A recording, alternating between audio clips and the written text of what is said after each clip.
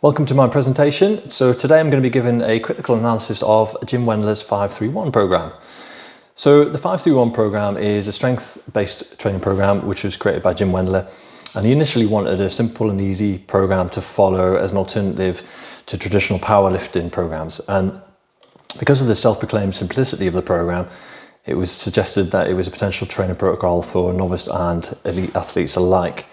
At the foundation of the program is a 4-week mesocycle consisting of 3 weeks of step loading, followed by a deload week. And the program is then repeated for a further cycle or cycles. The program is built around 3 sets of 5 repetitions on week 1, 3 sets of 3 repetitions on week 2, and 3 sets of 5, 3, and 1 on week 3.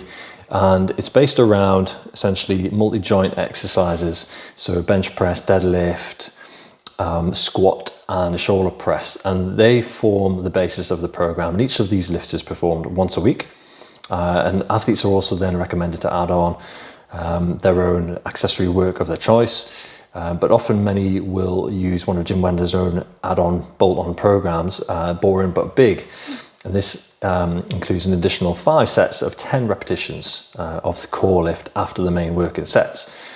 And there's a myriad of different options available for that. But for today, we're going to be talking primarily about the original 5-3-1 program plus the boring but big edition. Ultimately, the central premise of the program is using what's called the training max. And the training max is 90% of the 1 repetition max. And all calculations in the program are based around this number. So the critical analysis, I think overall the program does offer some structure and form of periodized progressive overload. It's pretty simple in its structure, so it could be a plausible and valid training plan for beginner or intermediate athletes alike. But I think there are a number of areas where the program does fall down, and notably these are in respect of the use of the training max and 1 rep max to base the loading strategies. I think the overall intensity of the program is probably a little bit too low for what it's actually designed for. And finally, the frequency of core exercises is probably not enough to help develop skill capabilities. So we're going to be talking about all of those in this presentation. So firstly, the use of 1 repetition max or a training max.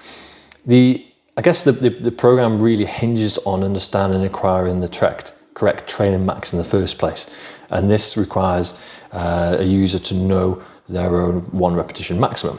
So getting this calculation wrong is ultimately going to impact on the adaptations one could expect to achieve from the program. So simply estimating 1 repetition max could result in subsequent efforts which are going to be well below or well above prescribed percentages. Secondly, even when 1 repetition max tests are administered, it can take 2 to 3 sessions before an accurate 1 rep max is achieved. So, a lack of familiarity or skill levels for novice athletes, for example, could hinder any 1 repetition max test and completely useless.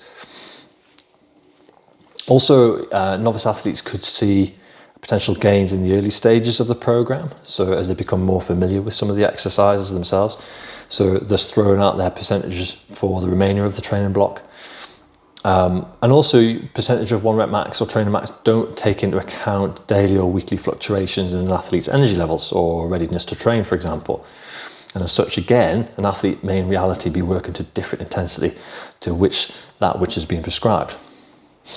And the other thing as well, I think that, this program is pitched a lot of the time at beginners, and for beginners or novice athletes, it really doesn't matter what training is done initially. Strength gains are going to occur rapidly, regardless of what the stimulus is, pretty much. So the use of percentage of 1 rep max or percentage of training max is a moot point because adaptation is going to occur anyway. So, interestingly, Jim Wendler does advocate using auto-regulation to account for some of those weekly or sessional differences in readiness to train. He suggests using joker sets at the end of the main lifts only if an athlete feels like they have the energy to do so on that particular day. So athletes are required to push for a personal record on the last set, and then joker sets are then performed with an additional load of 10% of the previous set until the repetitions can no longer be completed. So it seems that if he advocates using auto-regulation, then this suggests that the percentage of the trainer max in itself might not provide the stimulus required. If an athlete is having to continually use joker sets at the end of the workout, this then implies that the previous sets were probably not of a sufficient intensity to create the necessary stimulus from which the program was designed for, i.e. strength. So, perhaps using auto-regulation, reps in reserve or RPE would be more useful, and it would provide more of an accurate stimulus. There's a growing body of research, which you can be seeing here, which suggests that using auto-regulation through reps in reserves or RPE would promote better training results than that using fixed load and strategies of the percentage of 1 rep max, for example. So, Jim Wendler, like I've said, he states that the program is for absolute strength. So as such, you would probably expect to see a large proportion of the training to feature lifting in excess of 85% 1 rep max. This just isn't the case though, and most of the work completed in the program would probably fall into the hypertrophy category of the table that I've put here. I think, however, there must be some caution taken when interpreting these tables and ranges within the tables, because most of the evidence that's based on comes from interventions which were, one-off interventions ranging up to like 8 weeks long. And so they may not necessarily reflect real-world longer-term training practices. And also, just because training occurs between 67 and 85% doesn't necessarily mean that no strength adaptations are going to occur. So, is the intensity and the volume appropriate? Well, to put this in context, the basic 5-3-1 program consists of step loading, linear periodized model. It's a 4-week mesocycle with 3 weeks progressive overload, culminating in a deload week at the end. And progressive overload is achieved by increasing the load after every block of training. So as you can see, the prescribed percentages of the training max, now remember the training max is 90% of the 1 rep max, only set 3 of week 2 and set 3 of week 3 offer sufficient intensity to offer true strength adaptations. And in total, this equates to 4 repetitions, okay? So, is that sufficient to, elicit strength adaptations? Probably not. The deload week intensity may allow for some regeneration and adaptation, and that might also improve intermuscular coordination and skill development as well. So the deload week does seem a sufficient intensity such that we can get those adaptations whilst also improving the skill itself. Interestingly, if we look at the goal of strength training is to provide progressive adaptations, generally increasing an athlete's training capabilities, we'd expect some changes in volume or intensity. Now, taking the original 5-3-1 program as an example, the volume of training, it starts relatively high in week 1. Then week 2, 3, and 4, which includes the deload week, it's fairly flatline because there's not really any change in volume of training. Even the intensity is also very, very similar, apart from deload week, throughout the mesocycle. So when we break it down, average intensity ranges from 75 to 81% of training max over the first 3 weeks. And bear in mind, again, training max is 90% of 1 repetition max. So it would suggest that these intensities are not sufficient enough to elicit strength adaptations, which Wendler created the program for. And this is further highlighted when we include the boring but big program addition, where an additional 5 sets of 10 at 50% training max are included after the main working sets. So when we take that into account, the overall intensity of the session will be more attuned to hypertrophy or even muscular endurance adaptations rather than strength. This figure is highlighting the 27-week block. And this shows us the boring but big 5x1 variation. So block 1 is the boring but big 5x10, block 2 5x5, block 3 5x3, and block 4 5x1. So as you would expect, the overall training volume decreases over the 27-week period as the intensity increases.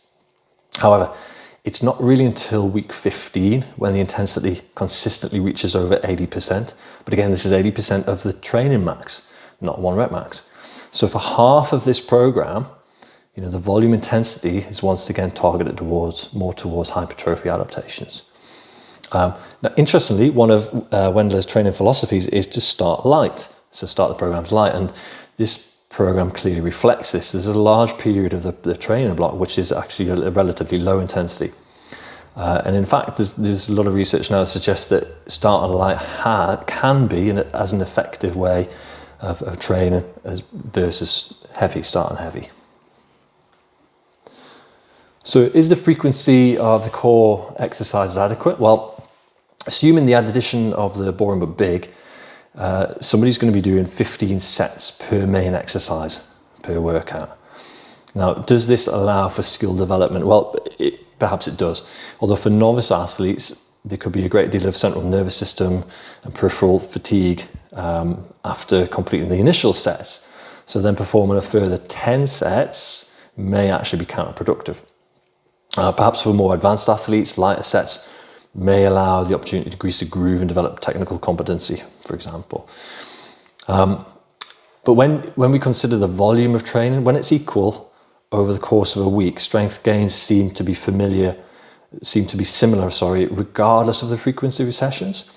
So, in this case, an approach where less is more might be more appropriate. So more frequent exposure to the main lifts with less volume, which would elicit less fatigue and therefore theoretically improve skill development overall. Perhaps that might be a better strategy.